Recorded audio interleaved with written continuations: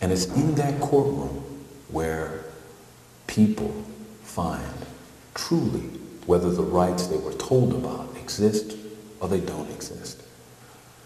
And for all intents and purposes, if one is poor, if one is African American, and lacks influence and power, then you come into that courtroom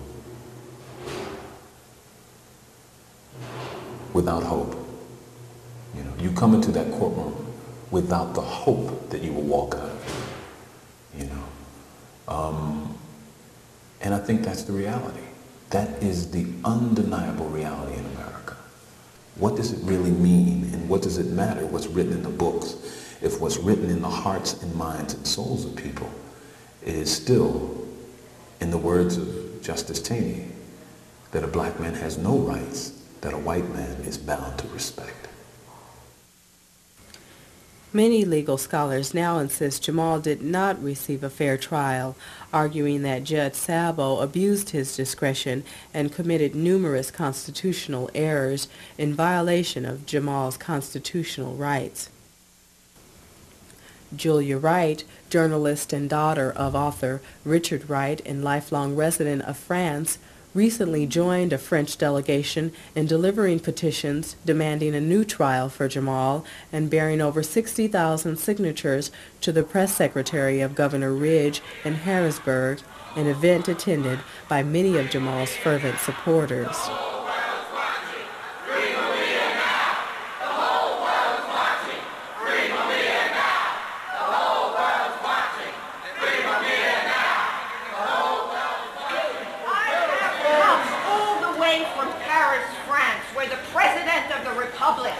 Has asked that Mumia's constitutional and human rights be monitored. I have come from a country where the death penalty has been abolished. Yes. I have come from a country where the guillotine has been abolished. What was the origin of the signatures of the petitions that you brought today? Oh, well, we work with the French groups. And we have a collective of groups, just as there's a collective here of different groups supporting on the Mumia. left. Yes, and so there are a great number of groups in France who support Mumia. We get together for demonstrations, or we do things on our own. But we're lucky because the terrain is so favorable to us. The death penalty was abolished in '81. We also have a great background of resistance to Nazi philosophy and Nazi actions, you know, inherited from the Second World War. So we have a lot of people in France who are on the right today, but who actually resisted the Nazis. And this resistance to the Nazis is something that is ingrained because France had to submit to Maréchal Pétain.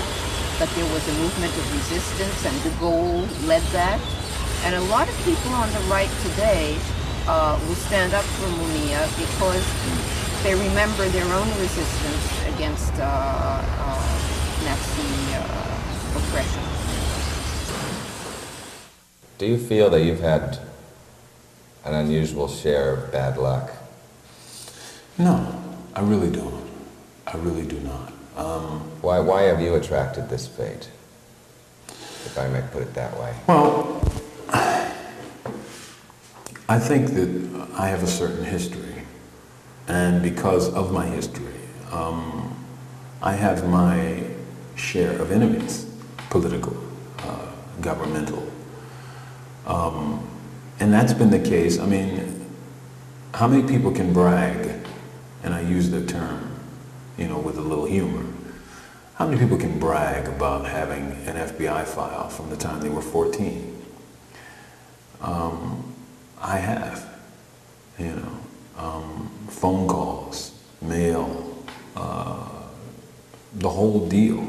I've been tracked by the FBI since I was a child, dogged by them for my political beliefs, my political expressions, my political associations. You've said that you live in the fastest growing public housing tract in America. I do. You describe torture, theft, terror, humiliation, degradation, brutality. Yeah. Stand by all that. Absolutely. Absolutely. I mean, a lot of people who don't know this reality perhaps read my book, Live from Death Row, and react to it like, ooh, incredulity. The reality is that that book is such a toned down, stripped, bare bones, objective version of the reality that I've lived on death row, in the hole, what I've seen, what I've smelled, the bodies I've seen carried out of here, that if I wrote pure stream of consciousness, no publisher would publish it. And any reader looking at it would say, it's fiction. The reality is, this is a world that is by design closed, you see. Were it not for a court order and our civil action, this very interview would not have transpired 6 months ago. It would not have been allowed. Do you understand? As we speak, the state of California has announced a moratorium on all interviews with all prisoners throughout their whole system. There's a reason for that. And that's to keep people in the dark. Mumia, thank you for talking with us today. Thank you for coming out, and give my best to everybody, including George. On the move, long live John F. Cause that tell me the system plotted the plan and set Mumia up to kill the innocent man. So free Mumia! Free Mumia! Free Mumia! Free Mumia! Free Mumia! Free Mumia! Sable was corrupt as hell and y'all know it. I ain't gotta say a word because he showed it. During the trial, you could have seen the train tracks. It was such a railroad, and we got the facts clearly showing that Mumia ain't guilty, and proving our point that Sable was filthy. Disrupting the courtroom is what he said first, with disrespect and obscene outbursts. So during the hearings, to get a new trial, he didn't say a word. He didn't even smile. He answered yes or no, and even with that, Mumia Abu-Jamal is still on the tracks. Understand what I'm saying? They plotted the plan, cause they don't give a damn about Officer Dan. They get money when they can, they put it in their hand, even if they have to kill an innocent man. Cause they give pollution, we give solution. As they give executions and unjust institutions, we arm ourselves with the true revolution. So free Mumia! Free Mumia! Free Mumia! Free Mumia! Free Mumia! Free Mumia! On the move, long live John F.